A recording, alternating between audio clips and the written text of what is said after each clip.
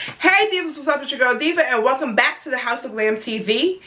This week I got another episode of Diary of at Home Mom / Diva, and you're going to want to hear this story because it's all about daycare. So stay tuned because we're talking childcare. Be right back. It's Diva's house. I'm crazy about my baby. Hey Divas, what's up? It's your girl Diva and welcome back to Diva's house. It's Diva's house, I get you makeup right. All the makeup and beauty, so you know what to buy.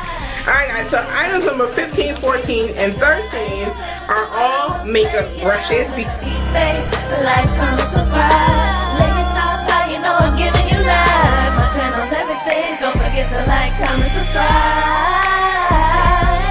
My channel's everything, don't forget to like, comment, subscribe. It's Diva House, where we slay every day.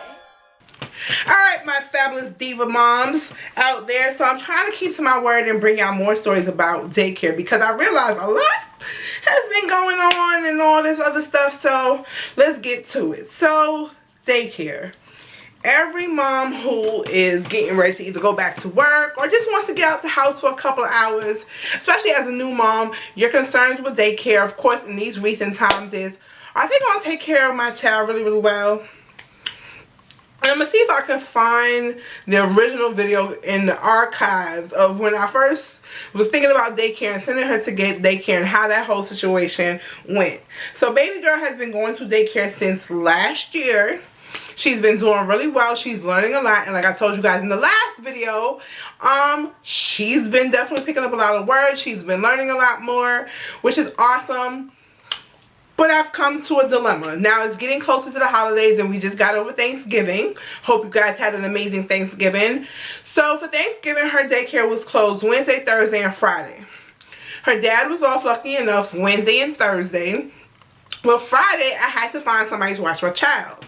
So it was a toss-up between my aunt, her aunt, and a friend of ours to a friend of mine who was going to watch her. So anyway, she was taken care of. All went well with, you know, working, and I was off on Saturdays. But we have another thing coming up where her daycare is going to be closed. This time she's going to be closed for 2 weeks from the 19th all the way up until January 1st. She'll reopen again on the 2nd. So when this whole thing was approaching, and I noticed it on the schedule of days off that she was taking, my concern was, you know, I still have to work. What am I going to do with my child for 2 weeks? So as it gets closer and closer, she said, well, you can pay a little bit more every week to pay up for the 2 weeks. So that's $210 that would have had to been paid up for the 2 weeks while she is closed. And then come January 2nd, I still go back to paying the $105.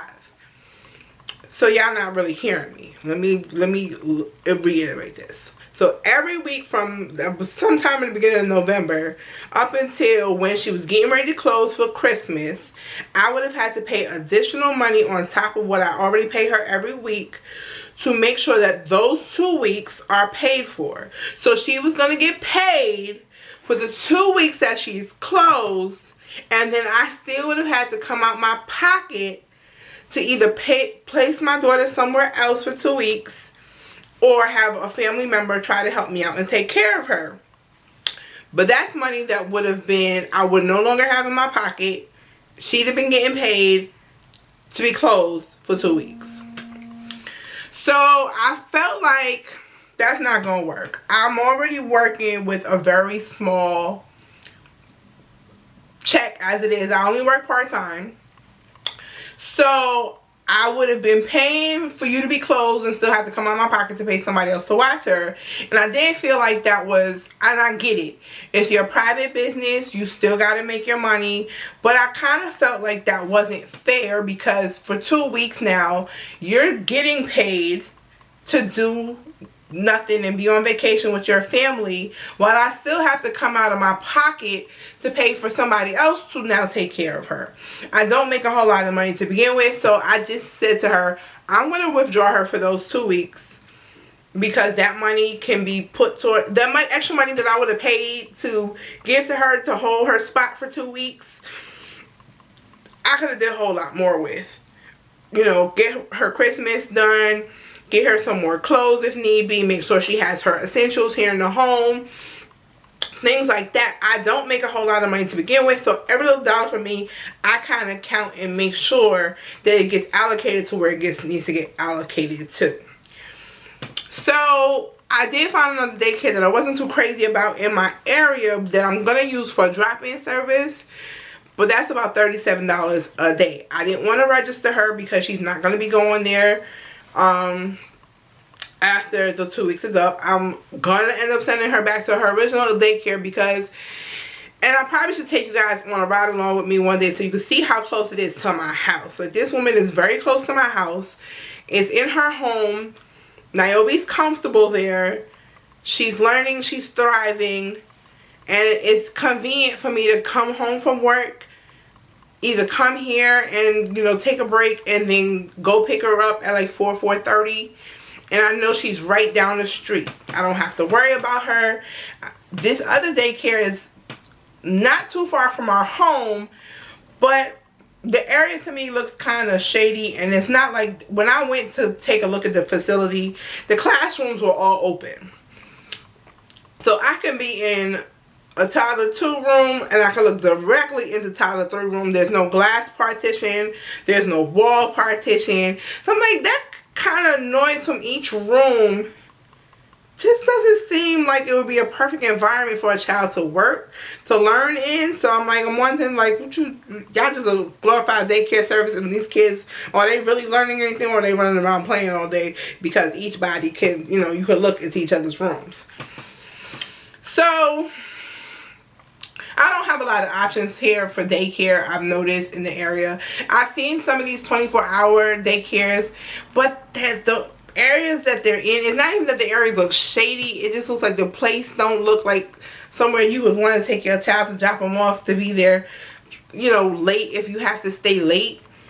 And I'm not with that, with somebody, you know, having, when the times that I should be home with my child, getting her ready for bed, giving her a good dinner, getting her ready for bed, and all that stuff, I just wasn't with it. As much as I want to get a full-time job, I'm very leery about certain daycare situations. And certain daycares here, they're not open past 6 o'clock. So I have to find something where I get off at like 4, maybe 5. And I can't be too far out the area because traffic here is horrible. Don't be caught in nobody's traffic after 4 o'clock because it's going to take a while to get home. And if I work maybe a half an hour or 45 minutes away, that's going to turn into an hour to almost an hour and a half drive back home. So that was the dilemma.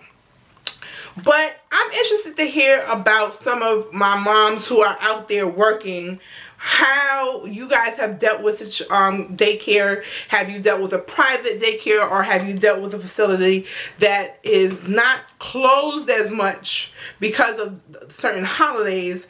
Give me your feedback down below. I'm really interested to hear you guys' thoughts because I was kind of taken aback because last year when she went, she was just a drop-in.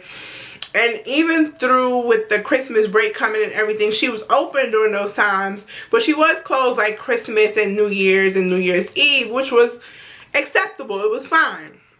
But now you're closing for 2 weeks for the holiday vacation where you'll have more help because she has, I believe she has either 1 or 2 teenage daughters.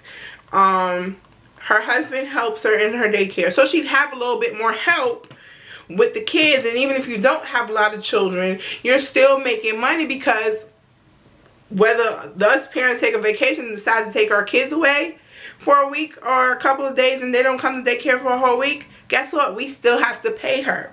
So I can take Niobe away on vacation for a whole week. I still have to pay her $105, although you haven't watched my child for a whole week. Now, I did feel very shortchanged though with the week of Thanksgiving because she only got to go to daycare 2 days a week, Monday and Tuesday. Wednesday, Thursday, Friday, she was closed. So I normally pay for 3 days a week because for the most part, 3 days out the week, I'm definitely working. More so 4, but her dad is usually home, so it balances out. So I'm not spending extra money for her to go to daycare. But I felt kind of cheated in the sense of, I pay you for 3 days. You were only open for 2. There were other parents who paid for 5 days. They had to pay you for the whole week. Because guess what? Your kids, but you were only open 2 days a week.